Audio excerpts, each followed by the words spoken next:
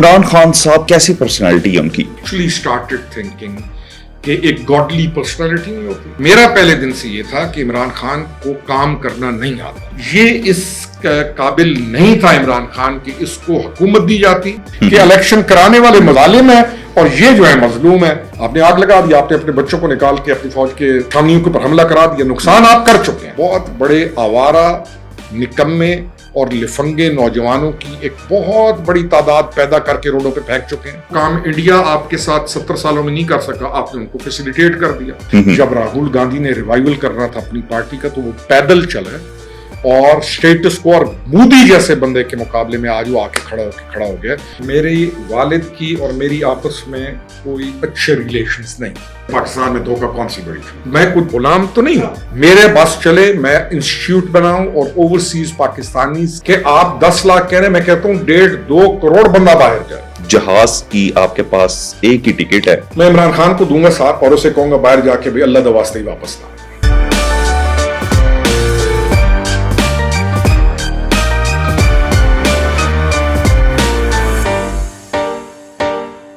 अस्सलाम वालेकुम नाज़रीन, खबरें डिजिटल के पॉडकास्ट फ्रंट फुट में आपको खुशामदीद कहता हूं। मैं हूं फजल अब्बास सैयद।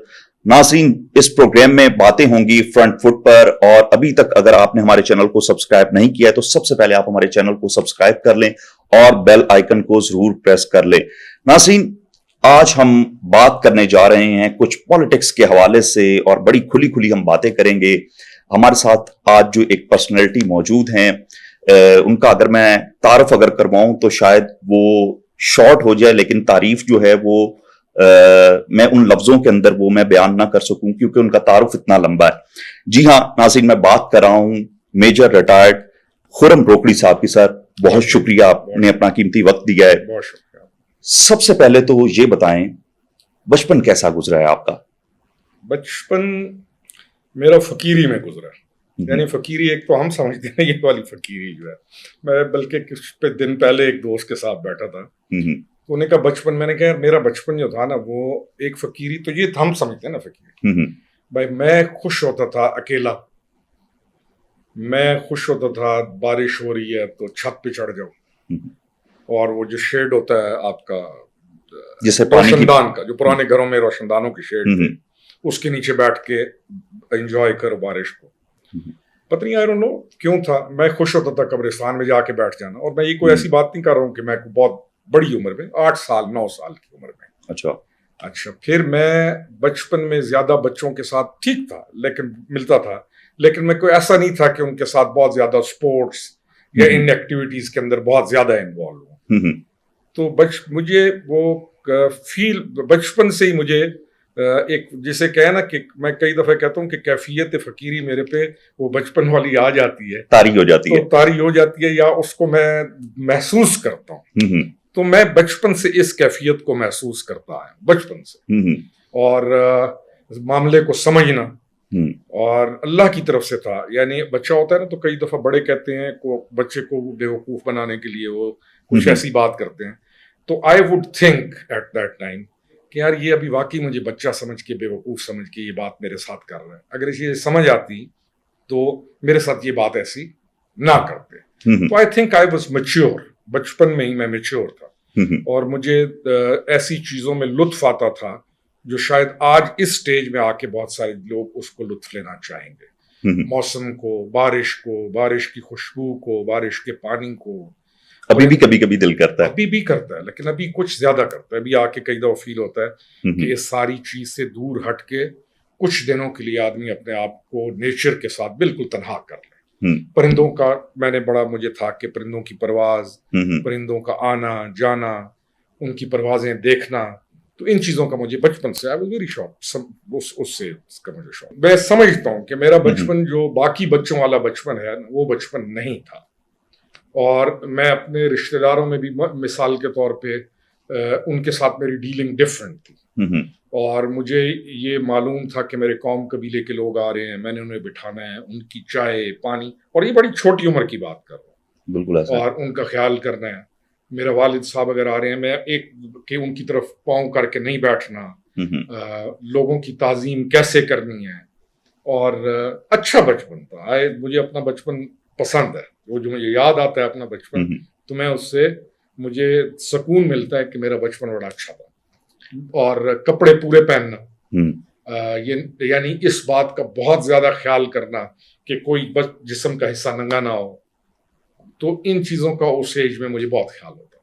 वो अभी तक कंटिन्यू है? वो अभी तक कंटिन्यू है, लेकिन वो जो उसकी लज्जत थी, तो वो लज्जत कई कभी थोड़ी महसूस होती है। असरात ज़माना बहुत बड़ी चीज होते हैं, हवादिस, ये तमाम चीजें आपसे बहुत सारी चीजें छीन लेते हैं। आपकी वो जो नेचुरल एक फीलिंग होती है, या जो रूह की उठान उस वक्त होती है, वो स्टेज तक आके बहुत कुछ कई दफा घायल भी हो चुकी होती है। लेकिन मैं समझता हूँ कि उसको रिवाइवल करना आसान होता है, क्योंकि मैं दोबारा उसको पा लेता हूँ, उस चीज कैफियत को जब मैं पाना चाहूँ, और कुछ लम्हात ऐसे आए कि जिसमें मुझे फिर फकीरी, उसके साथ तलखी जमाने की, उसके साथ जमाने का गम, ये चीजें मिक्स जब होती हैं तो आप फिर उसका रिवाइवल कर लेते हैं। जैसे पानी लगा तो जमीन ने फिर से दोबारा से खुशबू देना शुरू कर दी। तो दिस व्हाट आई थिंक।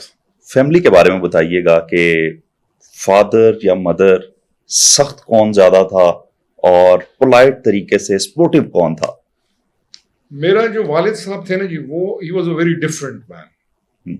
मेरे पढ़े लिखे आदमी थे बहुत, उन्होंने टॉप किया पेशावर यूनिवर्सिटी को और लॉयर बने। लेकिन अनफॉर्चुनेटली मेरे वालिद की और मेरी आपस में कोई अच्छे रिलेशंस नहीं थे। हम कई दफ़ा शर्माते हैं, हमारा कल्चर ऐसा है कि हम उन चीज़ों को डिस्कस नहीं करते क्योंकि गांव फैमिलीज का हिस्सा होता है। तो मैं अभी भी बच्चों को या अपने घर वालों के साथ बैठता हूँ तो मैं उनको कहता हूँ कि देखो, एक आदमी जीनियस भी होगा ना, और अगर उसकी माँ बाप के रिलेशंस आपस में अच्छे नहीं है, तो उसका सबसे पहला अफेक्ट उस घर के बच्चे पे पड़ेगा। बिल्कुल। बेटियां माँ के साथ अटैच हो जाएंगी, एक अल्लाह ने सिस्टम रखा है, बिल्कुल। माँ उनको बैठाएगी, करेगी, माँ उनके साथ हो जाएगी। लेकिन जो बेटा होता है वो उस चीज को बहुत, उसको डैमेज करती है वो चीज। मैं समझता हूँ कि उस हालात में बड़ा, he was very well of. मैं समझता हूँ कि सरवाइव करना मेरी अपनी एक एनर्जी थी, मेरी अपनी एक आगे जाने की बहुत मुख्तलिफ चीज़ों में एक्सपेंशन की एक, यानी मैं बेस्ट डिबेटर था अपने टाइम में। ये जो ड्रामा होते हैं, ड्रामा बच्चों के होते हैं, इसमें आई वुड लीड। अच्छा, कपड़े मुझे बहुत पहनने का शौक।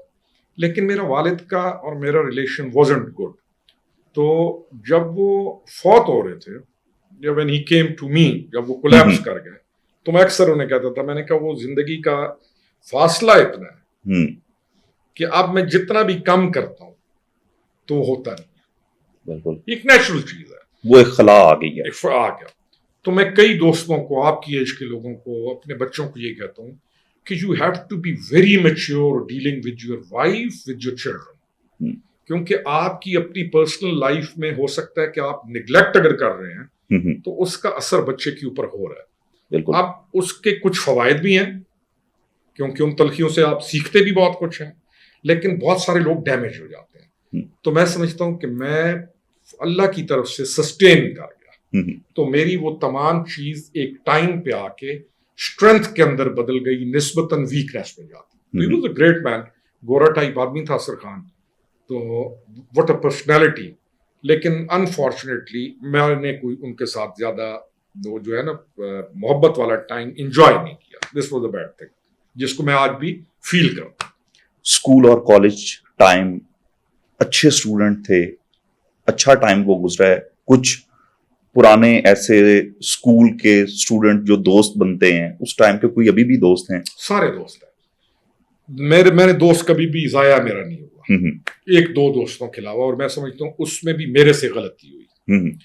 मेरे दोस्त चाहे 10 साल बाद भी मुझे मिले हैं तो हमारी दोस्ती वहीं पे होती है। मैं मियावाली में इतनी एजुकेशन अच्छी नहीं थी, तो मुझे उन्होंने बोर्डिंग स्कूल में मरी में भेज दिया, और मैं बॉर्डर टाइप आदमी नहीं था। मुझे घर पसंद था, यानी मुझे माँ, घर, अपना फैमिली के साथ एक अटैचमेंट के साथ, फैमिली के साथ, या जिसे कहने एक होम सिकनेस जिसको ज्यादा होती है। तो मेरा वो टाइम को बोर्डिंग वाला इतना अच्छा नहीं है, लेकिन मेरे दोस्त सारे अभी तक मौजूद हैं और दोस्त अच्छे हैं। और मैं समझता हूँ कि मेरे दोस्त अच्छे हैं, जिसकी वजह से बहुत सारी चीजें आप अच्छी जिंदगी के अंदर सीखते हैं, और सारे मौजूद हैं, एक ने भी जान नहीं छोड़ी तो सारे के सारे वो bag of friends still going on, Allah का शुक्र है, सारे ठीक है। फौज कब आपने ज्वाइन की और फिर रिटायरमेंट कैसे? फौज मैंने ना कि हमारी फैमिली में एक ट्रेंड था उस वक्त कि जी ऑफिसर्स होने चाहिए, डॉक्टर्स होने चाहिए, इंजीनियर्स होने चाहिए। तो मेरे जो दादा थे वो अलीगढ़ यूनिवर्सिटी से 1923 में पढ़ के आए, वेरी डिसिप्लिन, सुबह की चाय 7 बजे से लेट हो गई है तो नहीं पीनी, इस तरह के आदमी है, ऑनेस्ट और डेड ऑनेस्ट आदमी। ही रिटायर्ड एज एसएसपी पुराने दौर में, गोरे के दौर में उभरती हुए। तो ही वांटेड मी कि मैं फौज ज्वाइन करूं, क्योंकि जब मैं उस एज तक पहुंचा तो उनके ज़हन में ये था कि ये बहुत शरारती हो गया और ये ना कंट्रोल नहीं कर सकते इसको। आप एक स्टेज पे आप आते हैं ना, वाइब्रेंट हो जाते हैं, आप फिर रहे हैं, आप घूम रहे हैं, आप अचानक खिल रहे हैं, आप दोस्तों से मिल रहे हैं। तो ही थॉट कि ये डेंजरस है, ये खतरनाक हो गया। तुम्हारा इलाका भी ऐसा है, सेमी ट्राइबल था, तो उन्होंने कहा जी फौज में इसको भेजना।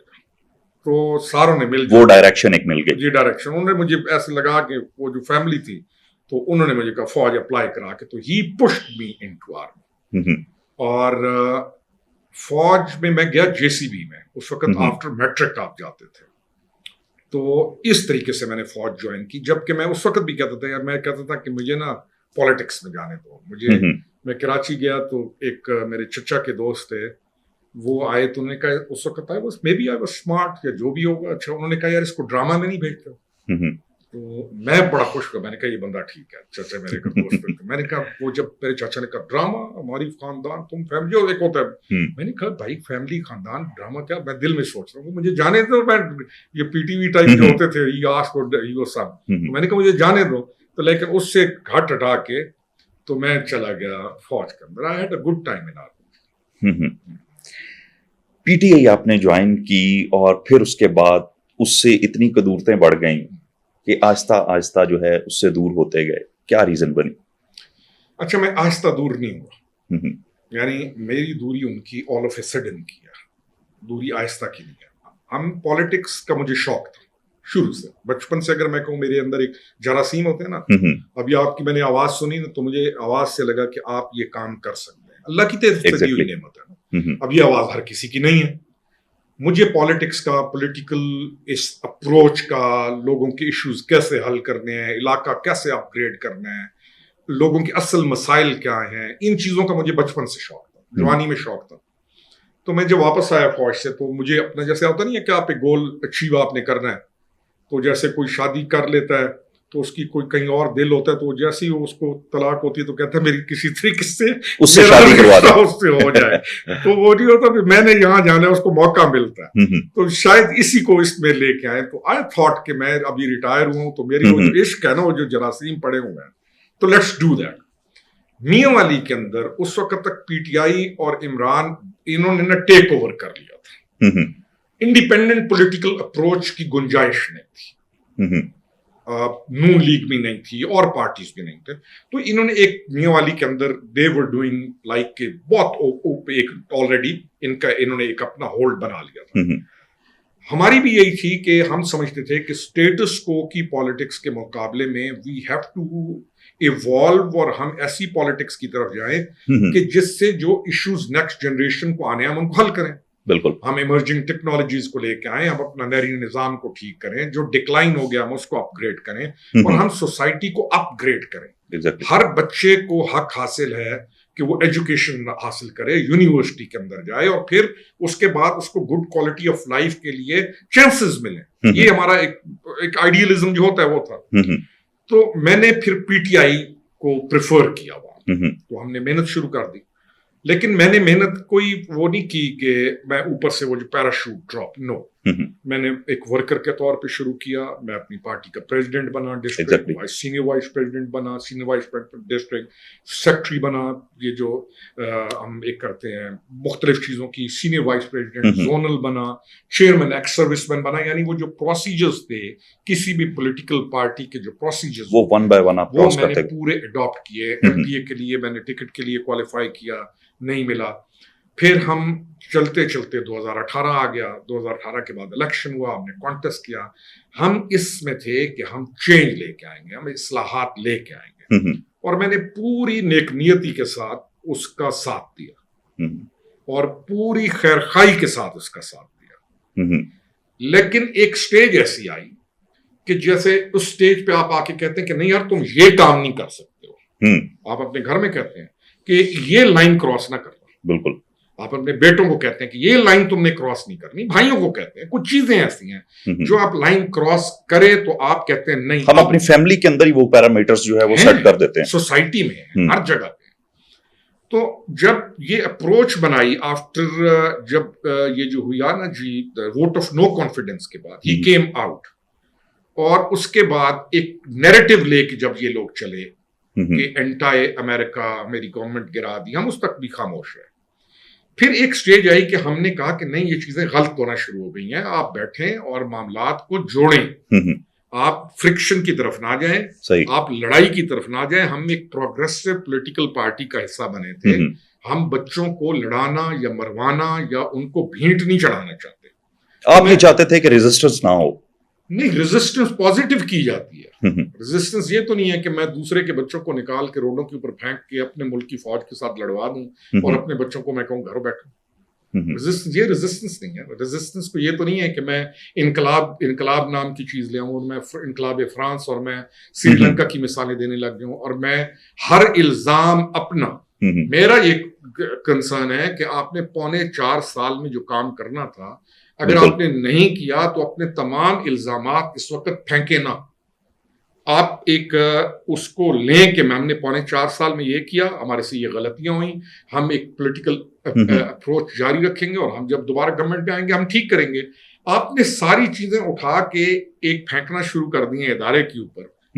आपकी इस चीज का एंड ये होगा कि आप लोगों को इदारे के साथ लड़वाना चाहते हैं। तो ये हमने कोशिश की कि ये जो गैप है इसको हम ब्रिज कर लें। बिल्कुल, हम उसमें कामयाब हो गए और हमने इसीलिए इस्तेहकाम पाकिस्तान पार्टी का हिस्सा ना, ये बात नहीं है। इस्तेहकाम पाकिस्तान तो भी आ रही है, ये तो मैं बात कर रहा हूँ लॉन्ग मार्च से पहले की बात कर रहा हूँ। इस्तेहकाम पाकिस्तान तो भी की बात है, और इस्तेहकाम पाकिस्तान में जो लोग आए हम तो लॉन्ग मार्च से पहले की बात कर रहे हैं। और फिर हमने कोशिश की कि मामला ठीक हो जाए। फिर इन्होंने हमें बैक स्टैप किया, धोखा दिया पार्टी में। चले धोखा भी दे दिया, पाकिस्तान में धोखा कौन सी बड़ी चीज है। धोखा को हम कहें कि हम रह रहे हैं, पाकिस्तान में धोखे तो सुबह से लेकर शाम तक है। आपने धोखा दे दिया, ठीक है। फिर इन्होंने हमारा नाम इस्तेमाल करना शुरू कर दिया और प्रोग्राम्स में जाके इन्होंने सारी हमारी कोशिश को एक और रंग में पेश करना शुरू कर दिया पब्लिक को। उस पर हमने फिर रेजिस्ट किया कि आप ये ना करें, आप नहीं करना चाहते मुज़ाकरात, आप जो अपना काम करना चाहते हैं आप करें, लेकिन आपने जो कोई मुज़ाकरात हुए थे उनको गलत रंग देकर आप मजीद पाकिस्तान के महकमों को खराब ना करें। तो then I stood in front of him, not in a way कि मैं को एग्रेसिव था या मैंने बदतमीजी या बदताजीबी की, नो, मैंने कहा कि ये ना करें। उस पर इन्होंने इतना शदीद रिएक्शन किया, क्योंकि वो आपका एक अपना पॉइंट ऑफ व्यू था। अपना पॉइंट ऑफ व्यू था, मैं नहीं चाहता था कि ये काम हो। आप मुझे एक काम कह रहे हैं कि मुझे ये ठीक कर दो, मैं आपको चीज ठीक करके भी दे दूं, उसके जब ठीक करने के बाद आप दोबारा उसको तोड़ रहे हैं तो मैं कहूँ कि भाई क्यों तोड़ रहे हो, और इल्जाम आप किसी और पे फेंक रहे हैं। बिल्कुल, मैं कहूँ भाई तोड़ा भी खुद है, ठीक भी करवाया, इल्जाम उस पर फेंक रहे हो, क्यों कर रहे हो, मैं खुद गुलाम तो नहीं। अच्छा, इमरान खान साहब के इतना करीब रहे, क्या समझते हैं कैसी पर्सनैलिटी है उनकी? देखें, इमरान खान की पर्सनैलिटी के अंदर बहुत सारी चीजों का फुकदान है, जो फॉर एग्जाम्पल जो एक हीरो की पर्सनैलिटी के अंदर फुकदान होता है। हीरो है ना, और पाकिस्तान जैसी कौम को हीरो मिला ही पहली दफा था। यहाँ पे तो गाने बजाने वालों को हीरो कोई नहीं मानने लगा, तो ये फर्स्ट हीरो था जो इनको मिला। और फिर इसकी पर्सनैलिटी में ये चीजें डिवेलप हो गई कि ये लोगों का कदरदान नहीं था। इसके चीज ये डिवेलप हो गई कि मैं हूं, मैं जो समझ आती है मुझे वो किसी और को समझ नहीं आता। और फिर जब लोग पाँव में गिरते थे और लोग इधर गिर रहे हैं तो लोग उधर गिर रहे हैं, तो ही एक्चुअली स्टार्टेड थिंकिंग कि एक गॉडली पर्सनालिटी नहीं होती, या आज आप नए लफ्ज अल्फाज सुनते हैं ना, मुर्शद का हुक्म, ये चीजें ये डेवलप होना शुरू हो गई। तो ये एक पॉलिटिकल पार्टी से एक कल्ट की तरफ इसने एक सफर शुरू किया। सही। तो ये एक कल्ट, आप कल्ट को स्टडी करें, आप देखेंगे कल्ट की यही सारी चीजें, इन्होंने उस चीज को शुरू कर दिया। सही। अब उसमें एक लफ्ज इस्तेमाल होता है एम्पैथी, एक लफ्ज है रहम, एक लफ्ज है मामले को समझना, तमाम चीजों का फुकदान था। सही। मेरा पहले दिन से ये था कि इमरान खान को काम करना नहीं आता, वो काम कर ही नहीं सकता, उसको मामला समझना नहीं आता, तकरीरें करने से कुछ नहीं होता, आपको किसी भी सिस्टम को समझते हुए उसके अंदर काम करना है, वो डिपेंडेंट है। यानी वो ये कह सकते हैं कि उनके पास कोई आइडियोलॉजी थी लेकिन उसके ऊपर प्रैक्टिकली सही तरह से परफॉर्म नहीं कर पाए। नहीं, I would not say there was no ideology. Pakistan में पॉपुलिज्म का जो फितना है वो फर्स्ट टाइम आया। पॉपुलिज्म की जो पॉलिटिक्स है वो एक ऐसी कमाल की पॉलिटिक्स है कि वो हर ऐब को उजागर करती है जो सोसाइटी के अंदर है, और फिर उस ऐब को वो लेके चलती है। अब हीरो भी है, नॉन भी है, और वो हर ऐप को जो आपकी सोसाइटी में है उसको लेके उजागर कर रहा है, तो पीपल बाय दैट। अब now he is making what, ये लोगों को लर्न करा रहे हैं कि ये तुम्हारे इशू है, एंड ही डिड दैट। लेकिन फिर आपको जब गवर्नमेंट मिलती है तो आप उन चीजों को हल करते हैं। बिल्कुल। आपको गवर्नमेंट मिली, आपने जो कुछ कहा आपने कुछ नहीं किया। 4.25 साल के बाद आप नया पॉपुलिज्म के लिए चीजें लेके आ गए। पाकिस्तानी कौम है, इसको एंटी अमेरिका उठाने की कोशिश करो, उठ जाएंगे। मजहबी कार्ड कोई रंग खेलने की कोशिश करें, खेल दिया जाएगा। तो इसने हर उस चीज का इस्तेमाल किया जिसपे कौम को प्रोवोक करके उनको उनके इमोशंस को हाईजैक करके यू मेक देम उनको अपने करीब कर लेते हो, और actually you make them think the way you are thinking, और वो समझते हैं कि ये निजात दहिंदा है। एंड फिर हुआ क्या आपके साथ? आपको 4.25, हम ये कहते हैं कि 4.25 साल की जो पॉलिटिक्स थी, आपने उसमें काम करना था as a prime minister of Pakistan. आप जब निकले थे, आप चुप करके बैठ जाते, अपनी अपोजिशन करते, आप उसके बाद अपनी पार्टी को रीऑर्गेनाइज करते, आपने जो पहले गलतियां की थी उनको दुरुस्त करते, आप फिर दोबारा इलेक्शन की तरफ जाते, और आप पाकिस्तान को अपग्रेड करते। आप खड़े हो गए फौज के खिलाफ, आपने एक नया बयानिया तश्कील देना शुरू कर दिया। सही। हम तो ये कहते हैं कि जो काम इंडिया आपके साथ 70 सालों में नहीं कर सका, आपने उनको फैसिलिटेट कर दिया। क्यों? आप एक strong political third world country है। एक तरफ ईरान है, एक तरफ अफगानिस्तान है, एक तरफ आपके चाइना है, इंडिया है। आप यहाँ पे अपनी अफवाज को क्यों लोगों के अंदर स्टेज पे ले आए जो कि कल आपका बयानिया टोटली डिफरेंट था। आप जब गवर्नमेंट में थे तो आप जो चीजें कहते थे। अच्छा, एक क्वेश्चन जो है वो मेरे अंदर भी है और शायद जो देखने वाले व्यूअर्स हैं उनके दिल में भी हो, स्टैब्लिशमेंट क्या आया इस तरह से काबिज रह सकती है कि पॉलिटिशियंस जो हैं वो जी हजूरी के अंदर रहें? नहीं होना चाहिए। जी हजूरी लफ्ज है ही नहीं, लफ्ज है एथिक्स और मैनर्स और एक दूसरे का रिगार्ड। ये तो पूरी तमाम दुनिया की सोसाइटीज में है। लफ्ज है कि हम तमाम कानून पे अमल करने वाले हो, मैं काम करने वाला हूँ, मुझे किसी की जी हजूरी की जरूरत क्या है? मुझे अगर काम आता है अपना और मैं आपकी इज्जत करता हूँ, इज्जत जी हजूरी नहीं है। हमारी तो पूरी सियासत खुशामद पे भरी पड़ी है। हमारी सियासत का म्यार 2 है, एक है पैसा, चाहे जहां से भी लेके आओ, दूसरा है शदीद दर्जे की खुशामद। अगर आपके पास ये दोनों चीजें नहीं है और आप जितने मर्जी काबिल हैं, आप जितने मर्जी फकाहत जहानत और आपको फील्ड के अंदर काम करने का आप जितने मर्जी केपेबल हैं, आपकी सियासत के अंदर कोई जरूरत नहीं है, आप उस सियासत के अंदर फेल हैं। जी हजूरी का लफ्ज तो इस मुल्क के अंदर हर जगह पर मौजूद है खुशामद का। मैं ये कहता हूं कि मुल्क के इदारों को एक स्टेट्समैन का काम है कि उनको अपने साथ मिलकर चलाकर आगे चले। मेरा डिस्ट्रिक्ट है, मेरे लिए क्या प्रायोरिटी होगी कि best of the best deputy commissioner आ जाए, best of the best DPO आ जाए, और मैं उनके सपोर्ट पे खड़ा हो जाऊं और मैं उन्हें कहूं मुझे डिस्ट्रिक्ट ठीक चाहिए। मैं जब डीसी को ये कहूं कि ये ड्राइवर तब्दील कर, पुलिस वाले को ये कहूं ये थानेदार इधर से उधर लगा, एसएचओ मेरी मर्जी का लगे, फिर क्या होगा? ऐसे तो काम नहीं होता। पॉलिटिशियन का काम ये नहीं है कि वो पटवारी तबादला, एसएचओ तबादला माल ठेकों में से माल खाए। पॉलिटिशियन का काम है कि वो अपने मुल्क के इदारों को मजबूत करे, उनकी सपोर्ट करे और उनसे काम ले। स्टेट्समैन का तो काम यही है।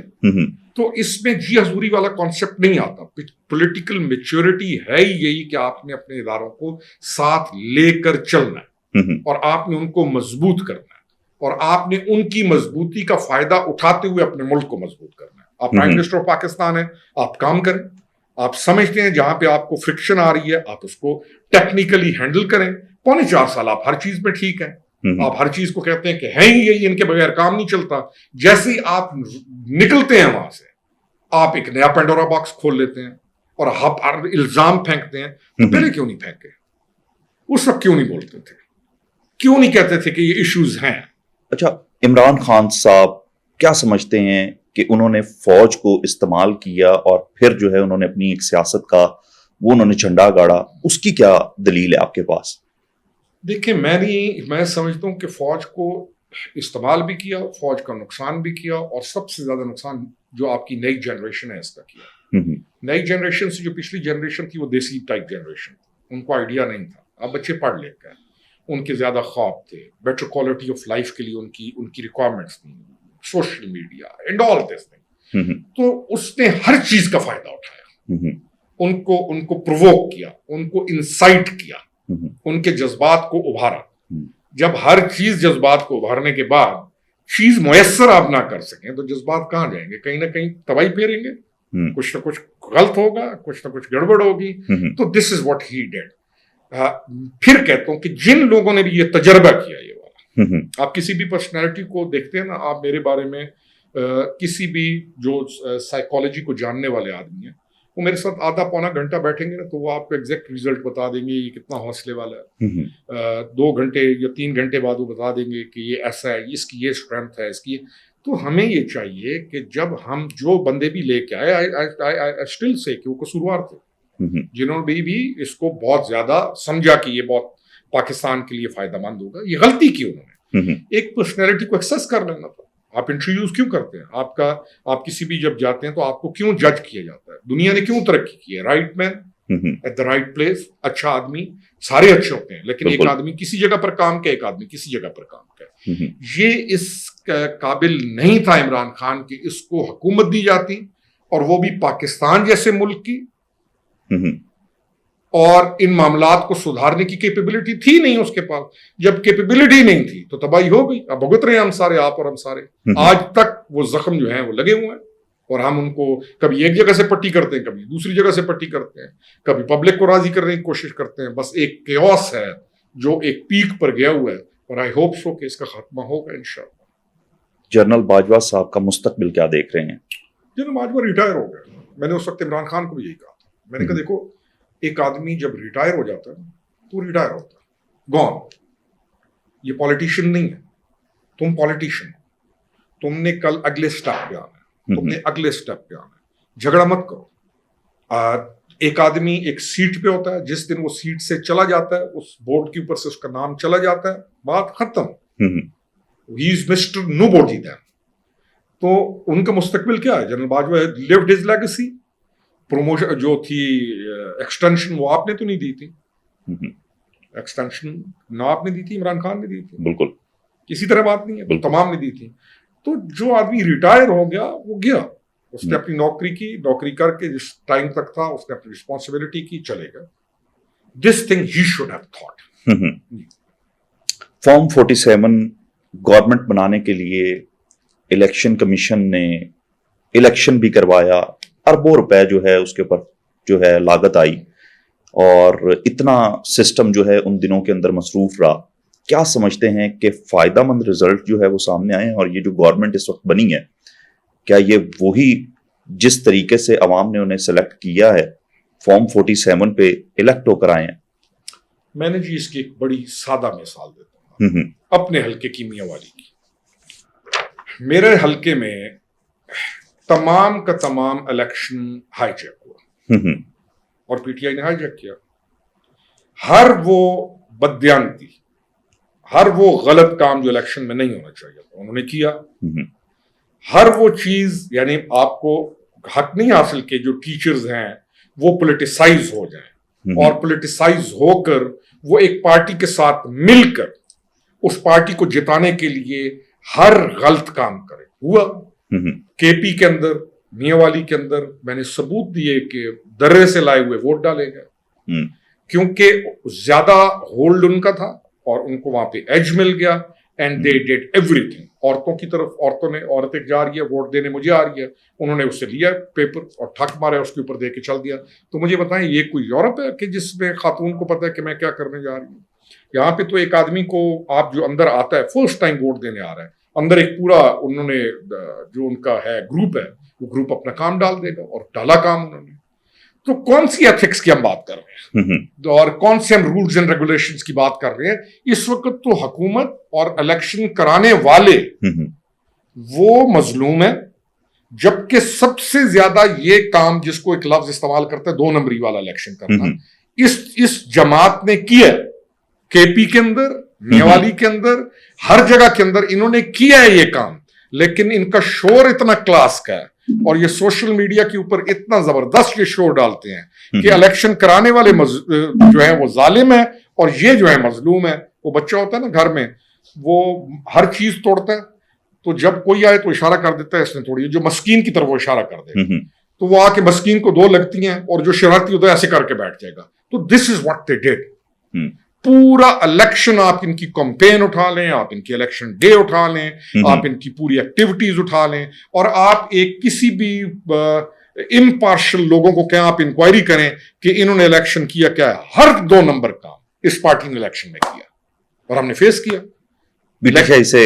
पीटीआई से बल्ले का निशान छीन लेना, क्या ये दुरुस्त था? 100% दुरुस्त था, 100%। आपने कुछ प्रोसीजर्स अडॉप्ट करने होते हैं, आपने कुछ काम करने होते हैं। आप पॉलिटिकल पार्टी हैं, इलेक्शन आप नहीं करा रहे, आप लगा रहे हैं सारों को, आपने बिठाया हुआ है, ज़ॉम्बीज बना दिए, जो मर्जी कर लिया ना, आपने इंट्रा पार्टी इलेक्शन कराए, आपने काम अपने सीधे किए हुए नहीं है, गाड़ियां भगा रहे हैं 180 की स्पीड पे, ट्रैफिक वाले ने रोक लिया, उसने कहा लाइसेंस, उसने कहा लाइसेंस भी नहीं है, उसने कहा गाड़ी के पेपर्स, उसने कहा गाड़ी के पेपर्स नहीं क्या, उसने कहा मैं पीटीआई हूं, उसने कहा बंद करो।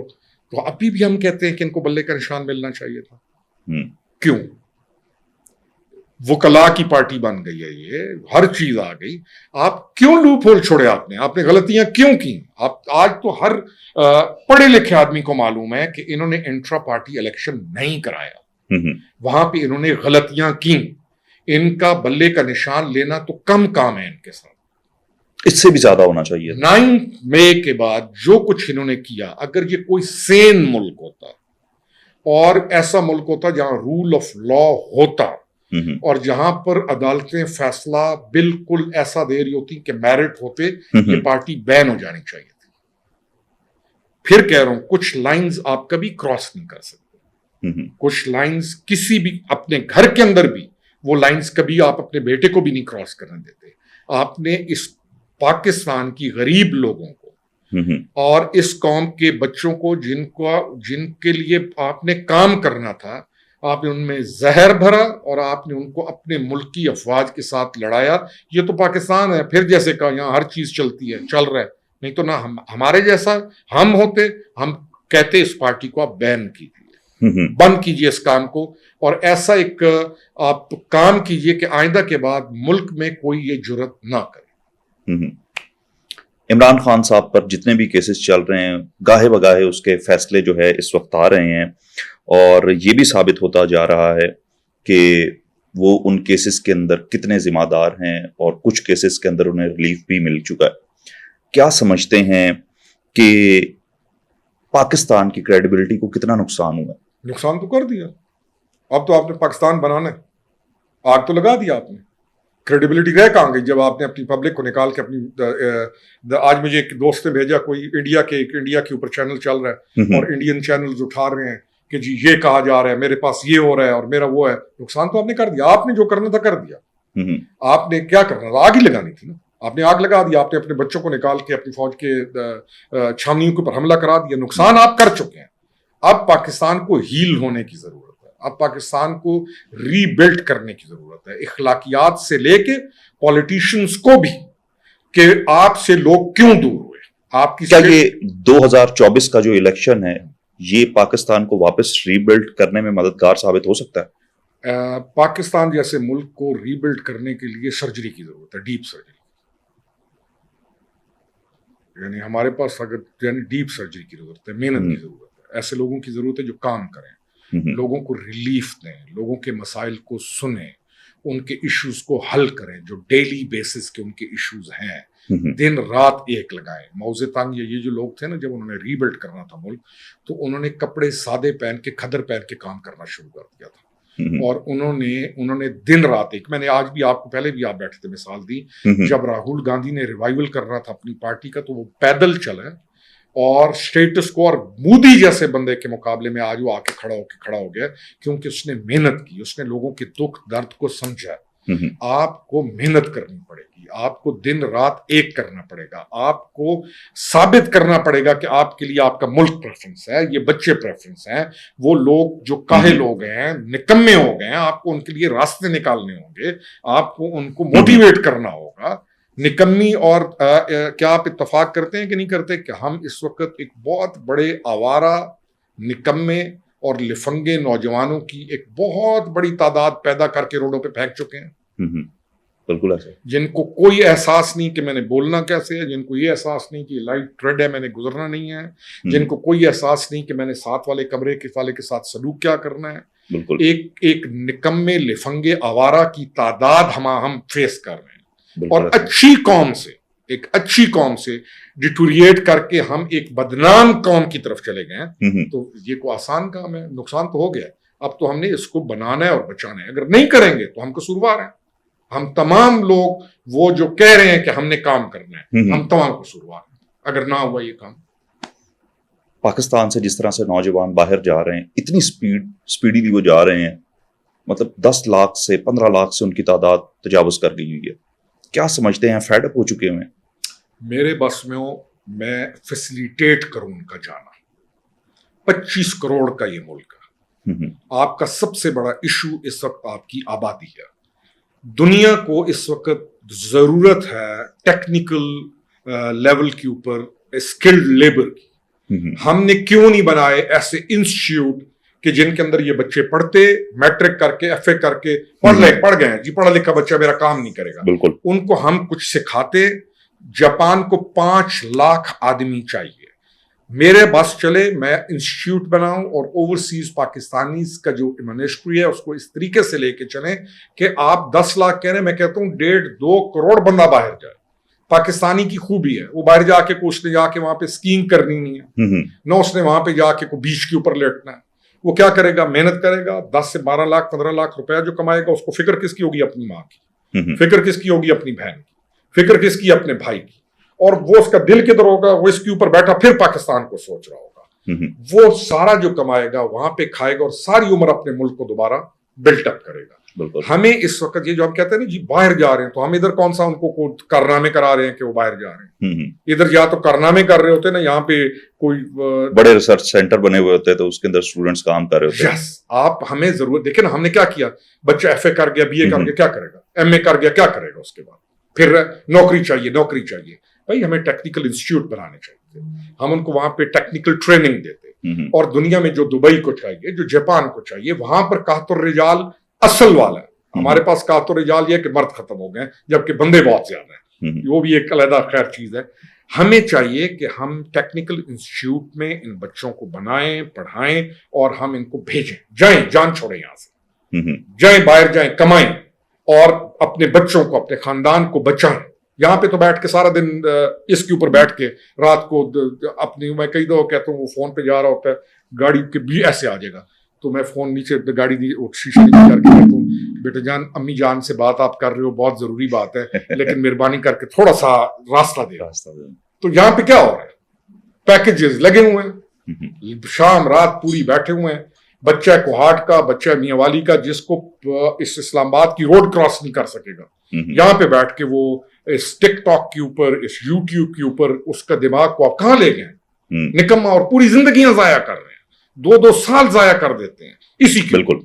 तो वी नीड कि ये जाएं बाहर जाएंगे, मेहनत करेंगे, क्योंकि वहां पे मेहनत अगले करा लेते हैं, और घर पैसा भेजेंगे, पाकिस्तान अपग्रेड होगा।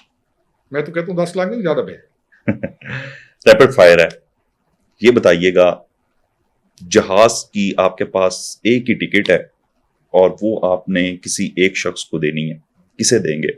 बीवी को। उसी को दूंगा। मेरे ऑप्शन से पहले आपने बता दिया। तब आप ऑप्शन क्या है? इमरान खान साहब या जमशेद दस्ती साहब?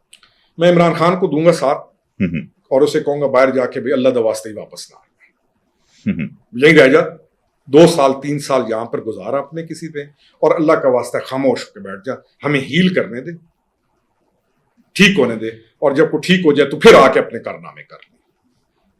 फिल इन द ब्लैंक्स कर लेते हैं। इमरान खान साहब को जेल में डैश मिस करती है, उसको दोबारा उसको इमरान खान साहब जेल में डैश को मिस करते हैं। मेरे ख्याल में वो इतना वो मिस जो करता होगा ना, जिस चीज को वो करता होगा, वो आदि है बाहर आजाद रहने का। वो मैं यानी वो जब प्राइम मिनिस्टर हाउस पे जब बना तो हमने पहले दिन हमारी हुई तो उन्होंने कहा ये प्राइम मिनिस्टर हाउस रहेगा, उन्होंने कहा नहीं रहेगा, ये बनिगाला रहेगा। मेरे ख्याल में वो बनिगाला को सबसे ज्यादा मिस करता होगा। This what I think. Last में नौजवानों के लिए क्या पैगाम होगा? इंसान के बच्चे बन जाए, अपने माँ बाप के बच्चे बन जाए, अपने बाप को सादा समझ के उसको धिक्के ना दें, किसी को आइडियलाइज करके अपनी माँ की बेकदरी ना करें। हमारा जो अपना मुआशरा है, हमारा जो मशरिकी मुआशरा है, वो बड़ा खूबसूरत मुआशरा है। अगर तुम्हारी माँ सादी है तो माँ है तुम्हारी, अगर तुम्हारा वालिद सादा है और किसी होटल पे उसका चाय का होटल था और आज अल्लाह ने तुम्हें तौफीक दी है कि वो तुम्हें पढ़ा रहा है किसी यूनिवर्सिटी के अंदर, तो सबसे पहले उसके कदरदान बनो और इंसान बनो। मैं तो बच्चों को यही कहता हूँ, नौजवानों को यही कहता हूँ, और तहजीब की तरफ आओ, अपनी जबानों को कंट्रोल करो। तुम्हें ये मालूम होना चाहिए कि उम्र का रुतबा क्या है, मकाम क्या है, और तुम्हें ये पता होना चाहिए मैंने किसके साथ कैसे बात करनी है। तहजीब के अंदर आओ। लिफंगा आवारा बनने से बेहतर है कि तुम एक अच्छे इंसान के तौर पे आगे बढ़ो। This is what I have to say to the young generation. क्यों? This is what we are facing कि बच्चे तबाह हो गए इसके ऊपर। दे डोंट नो हम क्या लिख रहे हैं, क्या बोल रहे हैं, उनकी इखलाकी कोई तरबियत नहीं हो रही। तो जिस कौम की इखलाकियात तबाह हो जाए, आज मैं इंटरेस्टिंग है, इमरान खान का उस पे लगा हुआ था, उसने कहा जिसकी इखलाकियात तबाह हो जाए वो कौम तबाह हो जाती है। मैंने कहा हजरत आपने 4.25 साल नहीं 20 साल इखलाकियात तबाह करने में लगाई। आप जब खड़े हो जाते थे उस कंटेनर के ऊपर, तो आप जब गालियां निकालते थे, नोटेबल्स को किसी को एक नाम दे के पुकार रहे हैं, किसी पर तंज कर रहे हैं, किसी की तज़हीक कर रहे हैं, किसी की नकलें उतार रहे हैं, तो आपने पहुंचा दी इखलाकियात वही है जो आप तबाह कर चुके हैं। अब किसी और तरफ चलें, आप भी इखलाकियात की बात करते हैं। बिल्कुल।